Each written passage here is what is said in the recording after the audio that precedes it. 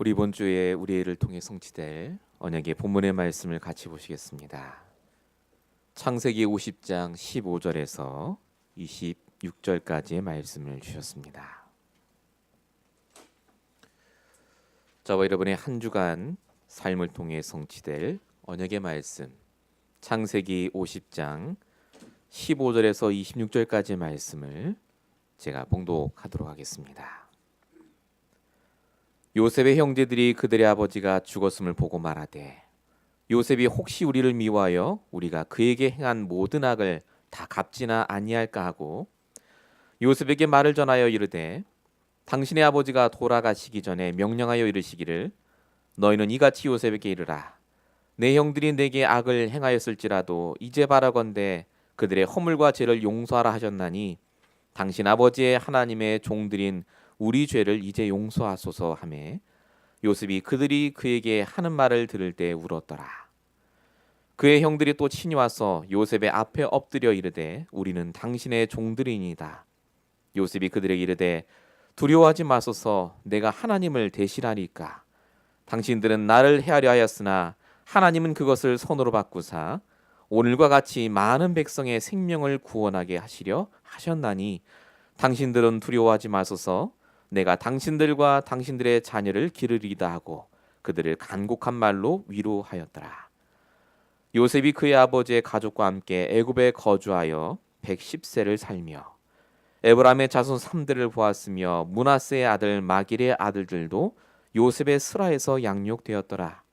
요셉이 그의 형제들에게 이르되 나는 죽을 것이나 하나님이 당신들을 돌보시고 당신들을 이 땅에서 인도하여 내사 아브람과 이삭과 야곱에게 맹세하신 땅에 이르게 하시리라 하고 요셉이 또 이스라엘 자손에게 맹세시켜 이르기를 하나님이 반드시 당신들을 돌보시리니 당신들은 여기서 내 해골을 메고 올라가겠다라 하였더라. 요셉이 110세의 죽음에 그들이 그의 몸에 향재료를 넣고 애굽에서 입관하였더라. 아멘. 이번 주 저와 여러분의 삶을 통해 성취될 본문의 말씀의 제목은 모든 것을 선으로 이끄시는 하나님입니다. 오늘도 하나님께서는 저와 여러분보다 저와 여러분의 상황을 더 잘 알고 계십니다. 무엇이 필요한지, 뭐가 문제인지, 정말 어떤 응답받아야 될지를 하나님은 알고 계십니다. 그래서 하나님이 이 강단을 통해서 여러분에게 지금 말씀하고 계십니다. 하나님께 질문하시기 바랍니다. 내가 어떤 응답을 받아야 됩니까? 하나님이 이 문제를 주신 이유가 뭡니까?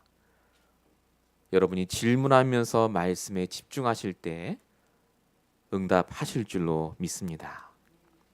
서론적으로 말씀드릴 부분이 오직 복음으로만 달라지는 사람의 인생에 대한 부분을 말씀드리고자 합니다. 벌써 2018년 12월입니다. 한 해를 마무리하는 시간표죠. 계획한 대로 열심히 노력하면서 다들 살아오셨습니다.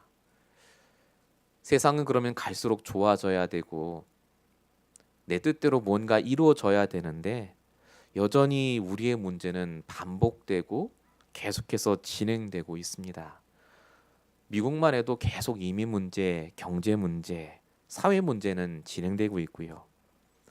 뉴스를 보니까 미국인의 평균 수명이 1차 세계대전 이후로 최악으로 떨어졌다는 뉴스가 나왔습니다.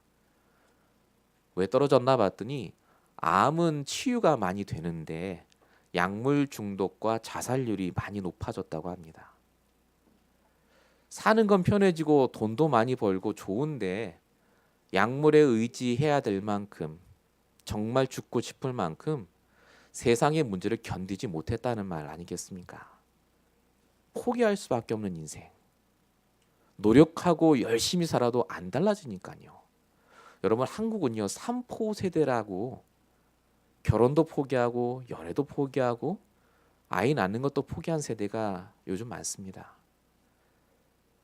젊은이의 40%가 미래를 포기했다 하더라고요. 안 달라지니까요. 내 집 장만도 포기하고 노후 계획도 포기하고 그냥 오늘 버는 돈으로 외제차 사고 해외여행 가고 한국, 미국뿐만 아니라 전 세계 사람들이 아무리 노력해도 안 되는 인생을 살고 있는 것 같습니다. 포기할 수밖에 없는 인생. 왜 포기하게 됩니까? 배경이 나빠서, 내가 노력이 부족해서가 아닙니다. 시작이 잘못됐기 때문에 그렇습니다. 그렇게 포기할 수밖에 없는 인생의 시작은 하나님을 떠난 문제에서부터 시작이 됩니다. 영적인 문제요. 하나님을 떠나 있으니까 내가 열심히 살아야 됩니다. 근데 내 노력대로 됩니까? 안 되지 않습니까? 그래서 나를 포기하게 됩니다. 에베소서 2장 1절이죠. 허물과 죄로 죽었던 너희. 눈에 보이지 않은 영적인 존재 사단에게 속아서 이 세상 공중 권세 잡은 자를 따르고 세상 풍조를 따라가는데 그것마저도 제대로 되지 않습니다. 에베소서 2장 2절이죠. 그래서 에베소서 2장 3절 재앙과 저주를 막을 수 없으니 당장 육체와 마음이 원하는 것을 하는 인생이 됩니다. 결국은 다 포기합니다. 원래 내 인생은 이렇겠거니라고 사는 인생. 이게 성경이 말하는 불신자 상태이고 답이 없어 포기하는 인생입니다. 중요한 건 하나님께서 포기할 수밖에 없는 인생 가운데 우리를 부르셨습니다. 포기하지 말라고요. 시작을 바로 하라고요. 그래서 영적 문제의 해답 대신 그리스도를 우리에게 주신 줄로 믿습니다. 오직 그리스도만이 하나님을 떠나 나를 포기한 상태 속에 있는 그 문제를 해결하실 수 있습니다. 요한복음 14장 6절이죠. 내가 곧 길이라고요. 오직 그리스도만이 나를 포기하게 만드는 재앙 저주를 해결할 수 있습니다. 로마서 8장 2절. 생명의 성령의 법이 죄와 사망의 법에서 우리를 해방했다고요. 오직 그리스도만이 나를 포기하게 만드는 사단의 권세를 박살내신 줄로 믿습니다. 요한일서 3장 8절. 마귀의 일을 멸하러 하심이라. 정말로 오늘도 참 선지자, 참 제사장, 참 왕 되신 그 그리스도가 내 안에 주인으로 들어오실 때 오늘도 내게 있는 포기할 수밖에 없는 그 문제 속에 있는 내가 그리스도께서 주신 그 말씀을 붙잡을 때 우리 인생은 의미 있는 인생으로, 응답받는 인생으로 바뀌는 줄로 믿습니다. 그래서 신앙생활은 포기할 수밖에 없는 세상에서 포기하지 않아도 되는 하나님의 계획을 붙잡는 겁니다.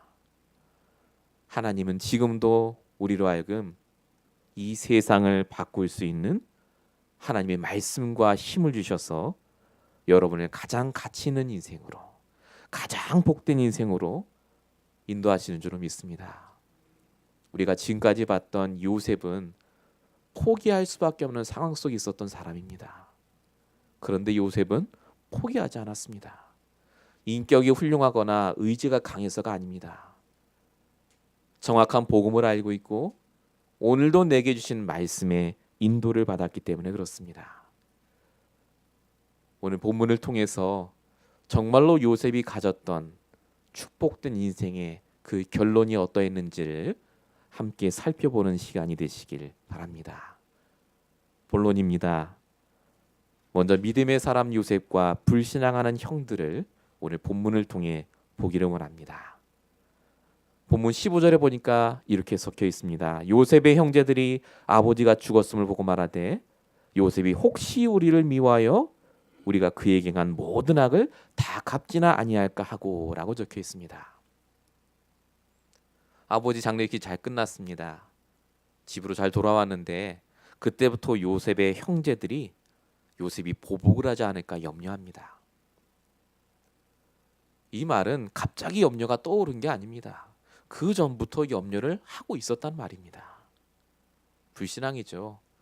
17년 동안 고센 땅에서 아버지가 살아계실 동안 예배도 드리고 분명히 말씀도 들었을 겁니다. 그런데 아버지 돌아가시자마자 원래 있던 근본 불신앙이 싹 올라옵니다. 요셉이 우리를 쫓아내면 어떡할 것이냐. 하나님이 얼마나 이 형들을 축복했냐면요. 이미 창세기 45장 5절에 처음 요셉이 형들을 만났을 때 이 형들은 용서를 받습니다. 요셉이 해코지할 이유가 없어요. 더군다나 하나님께서 이 형들을요, 제일 좋은 고센 땅에 편안하게 살도록 모든 축복을 다 주셨습니다. 그럼 하나님의 은혜에 감사하면서 살면 되는데 걱정합니다. 말씀이 없으니까요. 응답을 받아도 불안해요. 그 응답 없어질까 봐. 문제가 오면 더 불안해합니다. 내가 해야 되니까요. 이게 요셉의 형들의 상태였습니다. 하나님은 반드시 응답을 주시기 전에, 문제가 오기 전에 말씀을 주십니다. 그게 응답인 걸 확인할 수 있도록, 그게 문제인 걸 확인할 수 있도록. 그래서 성도는 문제가 오든 응답이 오든 상관없이 말씀의 인도 따라 늘 편안하게 지나가게 되어 있습니다. 그런데 성도가 말씀을 놓치면 오늘 요셉의 형들과 같은 일이 벌어집니다. 내가 그 문제를 해결해야 돼요. 응답받아도 불안합니다. 내가 열심히 해서 응답 받은 거니까 그 응답을 유지해야 되지 않겠습니까? 누리는 인생이 아니라 날마다 눌리는 인생을 살아갑니다. 눌리는 사람의 특징이 뭐냐면요. 항상 백업 플랜을 마련해 놓습니다. 그리고 최고의 자기의 머리를 굴려서 모든 대책과 간구를 짭니다. 오늘 요셉의 형들이 어떤 대책을 짰는지를 본문 16절 17절에 보시면 알 수 있습니다. 요셉에게 말을 전달합니다. 뭐라고 전달하느냐? 당신 아버지가 돌아가기 전에 너희 형들이 악을 행했어도 용서하라 하셨다 말했다. 그걸 전달합니다. 이 말은 물론 거짓말입니다. 진짜 이런 말 했으면 야곱이 돌아가기 전에, 죽기 전에 유언으로 그렇게 말을 했겠죠. 근데 왜 이렇게 말합니까? 요셉이 가장 약한 부분이 아버지입니다. 아버지의 이름을 싹 들먹입니다. 그리고 이 말을 전달한 사람은 성경에 없는데 100% 누가 전달했냐면 베냐민이 전달했습니다. 동생이요. 요셉의 친동생. 요셉을 싹 보내갖고 말을 안 들으면 안 될 정도로 마음을 약하게 해서 얼마나 이 형들의 상태가 말씀인도 안 받았는데요. 머리는 기가 막힙니다. 용서를 받으려고요. 그런데 말씀이 없는 대책, 말씀과 상관없는 내 모든 방법은요. 절대 해결이 안 됩니다. 요셉이 그 말을 듣고 울었다라고 성경에 적혀 있습니다. 뻔히 보이니까요. 너무 수준 낮은 거짓말이에요. 그런데 형들은 그걸 전달해 놓고 얼마나 뿌듯했겠습니까? 이제 됐다. 그러고요. 성도가 말씀이 없고 복음만에 있지 않으면요. 불신자가 봐도 불쌍할 만큼 수준 낮습니다. 하나님은 우리를 말씀을 통해서 날마다 불신앙의 체질에서 벗어날 수 있도록 인도하십니다. 성경은 우리가 얼마나 불신앙의 체질이 강한지를 보여주도록 마태복음 8장 25절에 풍랑을 만난 제자들의 이야기를 통해 말하고 있습니다. 여러분 다 아시다시피 제자들이 바닷가를 건너가는데 풍랑이 옵니다. 예수님은 그 배에 타고 주무시고 계셨죠. 근데 제자들이 풍랑을 보고 예수님을 깨웁니다. 지금 풍랑 오는데 뭐 하냐고요. 빨리 저거 없애달라고 합니다. 모든 만물을 지으시고 다 할 수 있는 예수님이 지금 나와 함께 하시는데도요. 앞에 있는 풍랑 보고 불안해요. 뭐랑 똑같으냐? 내가 은행에 수천만 불이 있는데도 불구하고요. 당장 문제 왔다고 벌벌 떠는 것과 똑같습니다. 하나님께서는 우리가 지금 누구와 함께 있는가를 보길 원하십니다. 예수님이 내 인생의 배에 함께 타고 계십니다. 풍랑을 왜 주시죠? 풍랑이 와도 상관없이 승리하는 걸 보라고요. 하나님이 어떻게 하시는지 지켜보라고요. 말씀 인도받으면 그래서 풍랑을 쳐다보는 게 아니라 지금 내 인생의 배에 함께 타고 계신 그 예수님을 쳐다봅니다. 그 하나님이 주시는 말씀 붙잡고 풍랑을 누리는 인생으로 바뀝니다. 세상에 살면 풍랑 옵니다. 불신앙할 일이 왜 안 오겠습니까? 그런데 복음 갖고 말씀으로 인도받는 성도는요, 풍랑을 누릴 뿐만 아니라 풍랑이 지나간 다음에 내가 해야 될 것을 깨닫고 오늘 그 준비를 하는 인생으로 바뀝니다. 그래서 빌립보서 4장 6절 7절에 정확하게 적혀 있죠. 아무것도 염려하지 말라고요. 주님이 나와 함께 하시기 때문에 풍랑 와도 내가 탄 배 안 뒤집어집니다. 말이 안 되잖아요. 우리가 주인공인데. 영화 주인공 안 죽습니다. 그래서 염려하지 말고 기도와 간구로 하나님께 아뢰면 평강이 우리의 마음과 생각을 지키시리라. 여러분에게 지금 어떤 풍랑이 와 있습니까? 그 풍랑이 우리를 망하게 하지 못합니다. 하나님께서 우리와 함께 하시고 하시는 말씀으로 우리를 지금 인도하시기 때문에 그렇습니다. 이 축복을 꼭 받으시기 바랍니다. 그러면 요셉은 도대체 이 축복을 어떻게 받아 누렸습니까? 요셉은 대단한 사람이 아니라요, 딱 하나만 했습니다.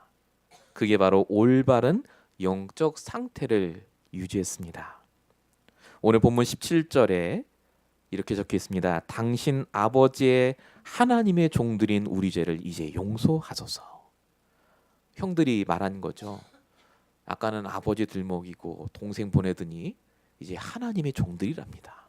하나님까지 들먹여요. 이 말을 들은 요셉은 화를 낸 게 아니라 형들을 불쌍히 보고 눈물을 흘립니다. 형들의 수준을 아니까요. 아, 이 형들이 이거밖에 안 됐구나. 내가 어떻게 도와줘야 될까? 요셉이 이렇게 할 수 있었던 이유는 인격이 아닙니다. 요셉은 이미 17살 때부터 애굽의 최고 총리의 자리에 이를 때까지 딱 하나만 했습니다. 그게 창세기 39장 2절에 써 있는 여호와께서 요셉과 함께 하심으로입니다. 임마누엘의 비밀, 그 축복. 그 축복을 가지고 모든 현장에서 영적인 서밋의 자리로 인도받으니까요. 내 능력, 내 경험과 상관없이 하나님이 요셉을 쓰십니다. 최고 축복받는 인생으로 달라지죠. 그러니까 요셉에게 얼마나 많은 일들이 있었는데 그 일들 사람들은 신경 안 씁니다. 나와 함께 하신 하나님으로 인도받으니까 거짓말하는 형의 그 잘못도 잘못으로 안 느껴집니다. 하나님이 나에게 주신 응답받을 기도 제목, 도와야 될 사람. 하나님이 정말 우리에게 원하시는 영적 상태가 무엇이겠습니까? 마가복음 3장 14절, 매일 나와 함께 하시길 원합니다. 계시록 3장 20절, 내 안에 매일 들어오셔서 나와 먹고 마시고 소통하길 원하십니다. 사단은 그래서 끊임없이 우리와 하나님과의 관계가 무너지게 만듭니다. 영적인 상태가 무너지도록. 절대로 말씀 따라가는 인생이 아니라 감정과 상황 따라가는 인생 되도록. 사단이 제일 잘 속이는 게 뭐냐면요, 응답 조금 받고 문제가 좀 사라지면 편안한 상태로 있게 만듭니다. 그게 사단이 하는 짓입니다. 응답에 취하도록, 응답에 묶이도록. 만약에 요셉이 그랬다면 요셉은 평생 아마 보디발의 집에서 노예 총무로 있었을 겁니다. 근데 요셉은 그게 아니었죠. 매일마다 하나님이 내게 주신 본과 말씀으로 인도받습니다. 고린도전서 10장 12절, 선줄로 생각하는 자는 넘어질까 조심하라고요. 매일마다 나의 말씀으로, 매일마다 하나 주시는 그 강단의 말씀으로 하나님과 소통하며 가니까 형들의 잘못이든 애굽의 흉년이든 어떤 죽음도 이 요셉의 축복을 맞지 못합니다. 이 축복을 우리에게 주셨습니다. 저와 여러분이 예배 자리에 와 있기만 하는데 지금 우리의 상태가 바뀌고 있습니다. 우리의 인생이 바뀌는 줄로 믿습니다. 우리의 결론이 바뀌고 있는 줄로 믿습니다. 하나님은 지금 우리를 이 요셉이 걸어갔던 그 길로 인도하고 계십니다. 이 축복을 꼭 받으시기 바랍니다. 본론 두 번째입니다. 하나님께서는 모든 악을 넘어서게 하시고 선으로 바꾸십니다. 오늘 본문 18절 19절에 보면 요셉이 얘기하는 장면입니다. 요셉이 말합니다. 두려워하지 말라고요. 내가 하나님을 대신 하리까? 라고 적혀 있습니다. 요셉이 참 겸손했다가 아닙니다. 요셉이라고 왜 상처가 없고 왜 화를 내지 않았겠습니까? 요셉도 우리와 똑같은 사람이었습니다. 근데 요셉이 딱 하나는 알았습니다. 뭘 알았느냐? 나는 용서할 수 없지만 용서할 수 있는 힘을 주신 그 하나님이 나와 함께 하신다는 걸 알았습니다. 그래서 형들을 용서하고 넘어서도록 하신 분이 하나님이시다는 말입니다. 그리고 형들을 심판해도 내가 하는 게 아니라 하나님이 심판하실 것이다 라는 말이 여기에 담겨져 있습니다. 그래서 로마서 12장 19절에 친히 원수 갚지 말고 하나님의 진노하심에 맡기라 라고 적혀 있습니다. 하나님이 하시는 게 더 정확하고 부작용이 없으니까요. 얼마나 억울한 일, 악한 일을 많이 당했겠습니까? 그런데 요셉은 그 원수 갚는 일, 그 감정을 푸는 일에 내 시간을 쓴 게 아니라 하나님께서 오늘 나에게 주시는 말씀으로 인도받는 것에 하나님이 앞으로 미래 400년 후에 가나안 땅에 가야 되는데 어떻게 하면 그 언약을 전달할 수 있을 것인가에 더 초점을 두고 오직 거기에만 관심을 갖고 있었습니다. 신기한 게 나중에 복음을 증거한 바울 사도도 똑같은 얘기를 하는 것을 빌립보서 3장 13, 14절에 볼 수 있습니다. 뒤에 있는 것은 잊어버리고 앞에 있는 표대를 향하여 하나님이 위에서 부르신 부름의 상을 위하여 달려가길 원한다. 뒤에 있는 거, 과거에 있었던 거에 묶이지 않고 오늘의 억울함과 문제에 묶이지 않고 앞에 있는 나의 표대, 내가 죽는 그날까지 해야 될 그것이 곧 나의 관심이요 내가 해야 될 사명이다. 그렇게 하니까 어떤 악이 와고 문제가 와도 넘어갑니다. 중요한 건 이 요셉이 그렇게 문제를 넘어가고 있는 동안 하나님은 모든 악을 선으로 바꾸고 계셨습니다. 그걸 본문 20절에 요셉이 표현하죠. 당신들은 나를 해하려 했으나 하나님은 선으로 바꾸셨다. 형들이 요셉을 어떻게 해하려고 했습니까? 노예로 팔아먹기 전에 사실 죽이려고 했죠. 구덩이에 던졌습니다. 근데 창세기 37장 24절에 마침 그 구덩이에 물이 없었더라라고 적혀 있죠. 하나님이 간섭하신 겁니다. 왜 이렇게 하셨다고요? 요셉을 보호하시기 위해서. 애굽으로 가야 되니까. 그리고 또 하나가 있습니다. 하나님은 요셉의 형들도 보호하셨습니다. 살인자가 되지 않도록요. 그리고 나중에 정말로 진심으로 후회하고 뉘우치도록 기회를 주셨습니다. 악행은 형들이 저질렀는데 하나님은요, 요셉에게도 형들에게도 모든 악행을 축복으로 바꾸십니다. 로마서 8장 28절 적혀 있듯이 그래서 복음 안에 말씀 안에 있는 성도에게는 모든 것이 합력하여 선을 이루는 일들이 일어납니다. 하나님은 그래서 우리에게 문제를 안 주시는 게 아닙니다. 어떤 문제를 주시느냐? 내 인생 전체를 두고 선으로 바꾸실 오늘 나의 문제를 주시는 겁니다. 지금은 문제입니다.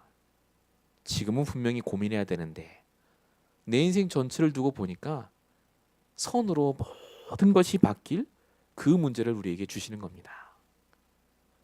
성경의 예가 너무나 많죠. 창세기 3장 15절.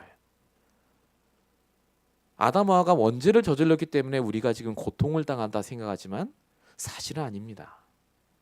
여자의 후손 대신 그 그리스도가 나의 그리스도가 되는 축복이 그때부터 시작됩니다. 원래 인간 아담과 하와는요, 에덴 동산에만 머물러 있어야 됩니다. 그런데 지금은 에덴 동산보다 더 좋은 천국의 축복을 내가 있는 현장에서 누리도록 하셨습니다. 선으로 바꾸셨습니다. 아브라함은 25년 동안 아들이 없는 게 문제였습니다. 그런데 그 아들을 의지하는 아브라함을 하나님은 창세기 22장에 보니까 오직 말씀만 붙잡는 사람으로 바꾸십니다. 이삭도요 5번이나 우물 때문에 싸웁니다.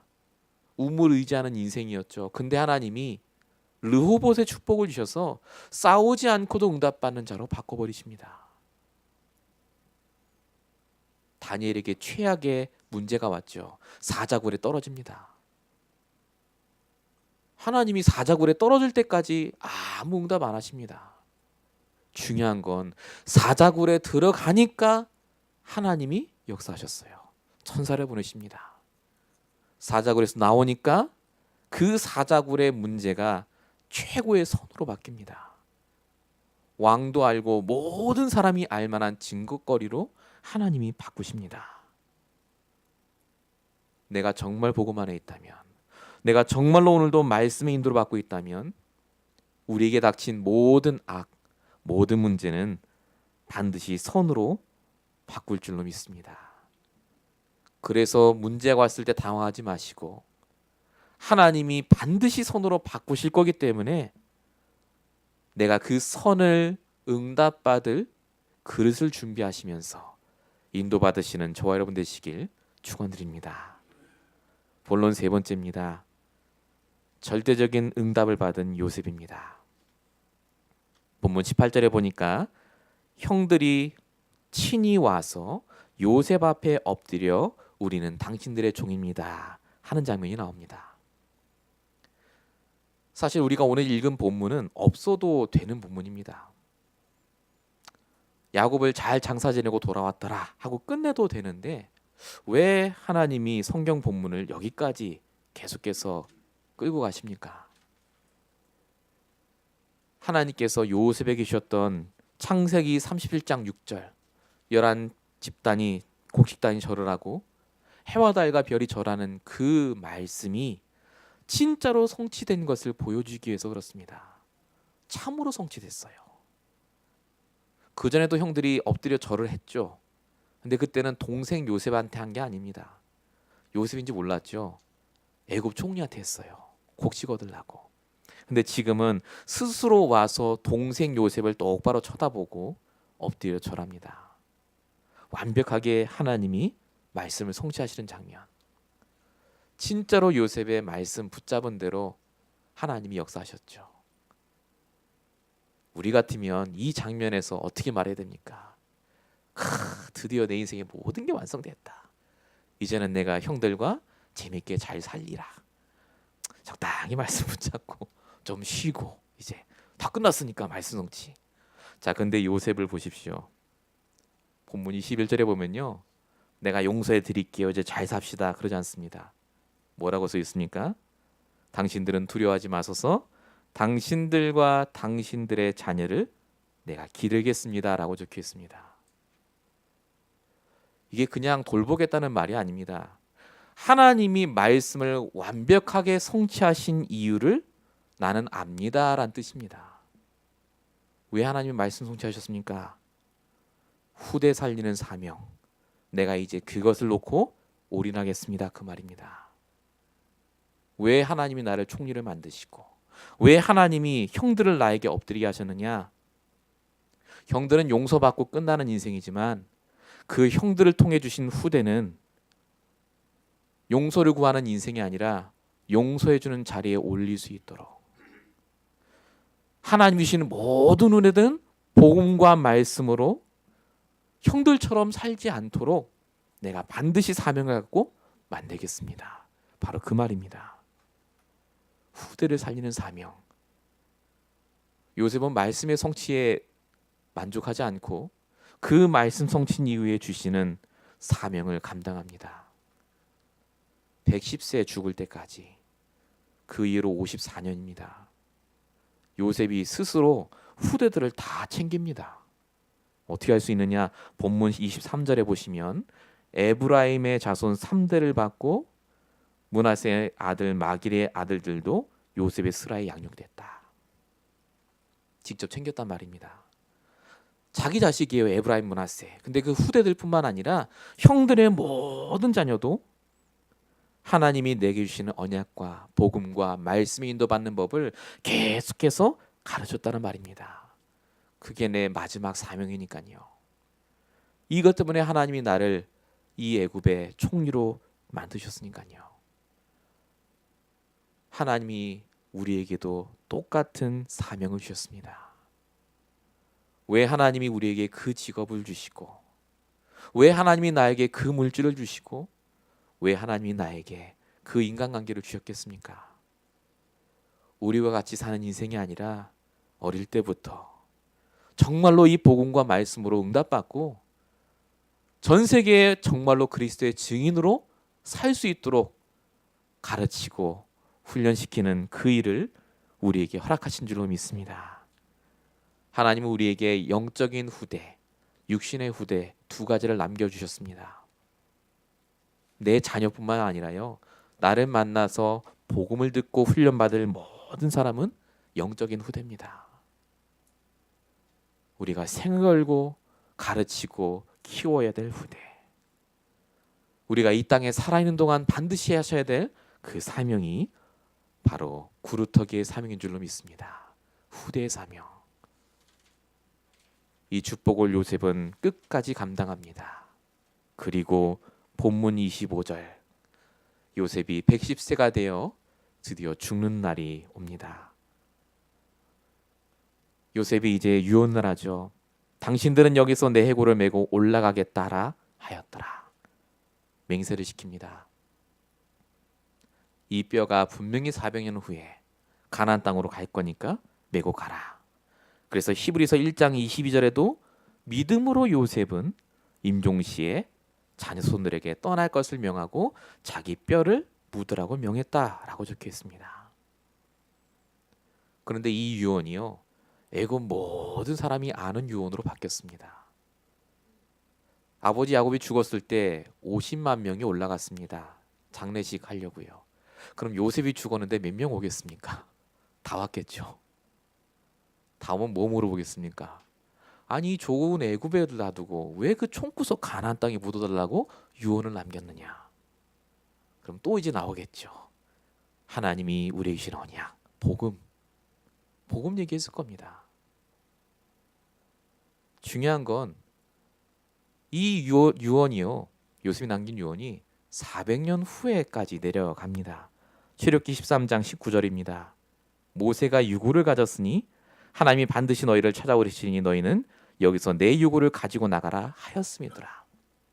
400년 후에 200만 명이 출애굽에서 나가는데 그 200만 명 앞에서 이 요셉이 가졌던 언약이 선포됩니다. 그래서 우리는 가나안 땅 가야 된다.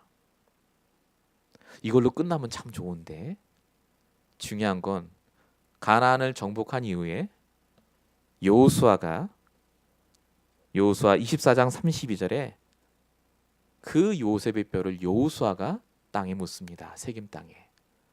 정확하게 요셉이 죽은 지 460년입니다. 460년이 이어지는 장례식입니다. 460년짜리 복음 증거의 인생을 살았습니다. 그래서 더 중요한 건요, 그 요셉의 인생이 지금 우리에게도 영향을 미치고 있다는 겁니다. 요셉은 영원히 남는 언약을 전달했습니다. 이게 복음 안에 있는 말씀 붙잡은 성도의 죽음입니다. 이것이 우리가 살아야 될 언약 가진 성도의 인생이 여정인 줄로 믿습니다. 지금 저와 여러분의 인생은 다 남습니다. 증거로 남습니다. 그래서 우리가 하루를 살아도 하나님 주시는 말씀으로, 언약으로 날마다 증거를 남기시는 축복된 인생이 되시길 축원드립니다. 결론입니다. 가장 먼저 회복해야 될 우선순위가 있습니다. 하나님은 문제를 안 주시는 게 아니다라고 말씀드렸습니다. 불신앙할 일이 찾아옵니다. 세상에 있으니까요. 그래서 우리가 해야 될 것은 문제 해결이 아니라 나의 영적인 상태를 매일마다 바꾸는 겁니다. 하나님이 가장 원하시는 것, 하나님이 가장 기뻐하시는 것, 나와 함께 하신 하나님을 바라보시면서 영적 서밋의 응답부터 누리시는 저와 여러분 되시길 축원드립니다. 두 번째가요, 오늘 당연히 하셔야 될 게 있습니다. 오늘 뭐 해야 됩니까? 오늘 나에게 주시는 말씀을 여러분이 붙잡으셔야 됩니다. 오늘, 매일마다 그 오늘을 주실 때마다 하나님 말씀을 붙잡고 넘어서셔야 돼요. 사람 말에 의지하지 마십시오. 내가 가진 것 의지하지 마십시오. 다 사라집니다. 하나님 말씀은 영원히 남는 줄로 믿습니다. 그 말씀 붙잡고 포기해야 될 문제가 아니라 내가 인도받아야 될 문제를 하나님 주셨구나. 이것을 깨달으시고 날마다 승리하시길 축원드립니다. 결론 세 번째입니다. 우리도 응답받을 언약의 여정의 축복이 남아 있습니다. 오늘로 해서 창세기가 다 끝납니다. 아브라함, 이삭, 야곱, 요셉 한 명 한 명 우리가 살펴보면서 하나님이 우리에게 주신 결론이 무엇이겠습니까? 하나님은 우리의 인생을 언약의 여정 속에 두시고 지금도 증인의 인생으로 만들어가고 계십니다. 요셉 얘기가 아니라 우리의 얘기입니다. 요셉의 후대 얘기가 아니라 나의 후대 얘기입니다. 지금은 보이지 않지만 하나님 주시는 말씀을 믿으시면서 평생 언약 붙잡고 이 창세기의 모든 내용이 나와 내 후대와 그 후대까지 그대로 성취될 수 있도록 기도하시는, 응답받으시는 저와 여러분 되시길 축원드립니다. 기도하겠습니다. 살아계신 하나님, 창세기의 말씀을 통하여서 하나님이 날마다 우리와 함께 하시고 세밀하게 인도하시며 죽는 그날까지 복된 인생으로 바꾸어 가심을 볼 수 있도록 우리를 인도하심을 감사합니다. 하나님, 우리의 인생이 하나님이 원하시는 그 길에 있게 하여 주시며 정말로 하나님께 주시는 응답과 증거를 가지고 마음껏 우리에게 주시는 후대를 가르치며 후대를 살리며 이 땅에 하나님의 역사가 날마다 드러날 수 있도록 하나님께서 지금 이 시간 우리 모든 성도에게 역사하시고 축복하여 주시옵소서. 하나님께서 이 시간 앉은 우리 모든 성도의 영적 상태를 바꿔주시고 모든 문제와 상황 속에 하나님이 손으로 바꾸어 가시는 볼 수 있도록 영적인 눈도 허락하실 줄로 믿사옵고 우리 권하신 예수 그리스도의 이름으로 감사하며 기도했습니다. 아멘.